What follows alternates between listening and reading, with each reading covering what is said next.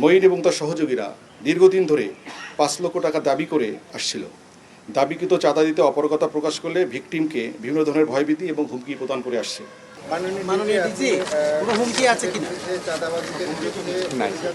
আপাতত আমি আপনার জবাব নিচ্ছি, আপাতত আমরা কোনো হুমকি বোধ করছি না কোনো জায়গা থেকে, ইনশাআল্লাহ।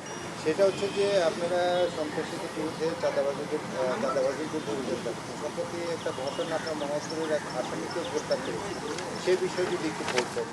আচ্ছা, আপনার প্রশ্নের জবাবে সাম্প্রতিক সময়ে ঘটে যাওয়া সিকেডি হাসপাতালে চাঁদা আদায়ের ঘটনার বিষয়ে হয়তো আপনার প্রশ্নটা উদ্বেগ হয়েছে।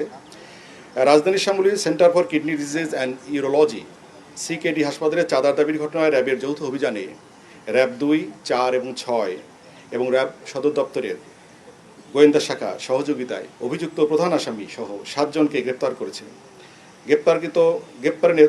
গ্রেপ্তারের নেতা মঈনুদ্দিন সহ ৭ জনকে গ্রেপ্তার করতে সক্ষম হয়েছে র্যাব। গ্রেপ্তারকৃতরা হলেন মঈনুদ্দিন মঈন, মোহাম্মদ লিটন মিয়া, মোহাম্মদ সুমন, মোহাম্মদ শাওন, স্বপন কাজী, মোহাম্মদ ফালান, রুবেল। জানা যায়, মঈন এবং তার সহযোগীরা দীর্ঘদিন ধরে ৫ লক্ষ টাকা দাবি করে আসছিল। দাবিকৃত চাঁদা দিতে অপারগতা প্রকাশ করলে ভিকটিমকে বিভিন্ন ধরনের ভয়ভীতি এবং হুমকি প্রদান করে আসছে। গত ১০ এপ্রিল শেরেবাংলানগর থানাধীন শ্যামলী ৩ নম্বর রোডের বাসার সামনে এসে দরজা খুলতে বলে। ভিকটিম এর স্ত্রী দরজা খুলে দিলে প্রধান অভিযুক্ত আসামি মঈন তার কাছ থেকে ৫ লক্ষ টাকা দাবি করেন। চাঁদা না দিলে তারা বিভিন্ন ধরনের ক্ষয়ক্ষতি করার হুমকি প্রদান করেন। পরবর্তীতে টাকা দিতে অস্বীকার করলে উচ্ছৃঙ্খল জনতা সহ বিশৃঙ্খলা সৃষ্টির চেষ্টা করে। তারা হাসপাতালের সামনে অবস্থান করে উচ্ছৃঙ্খল আচরণ করে, উচ্চস্বরে স্লোগান, চাঁদাবাজি, গালাগালি এবং পরিবেশকে অস্থিতিশীল করার অপচেষ্টা চালায়।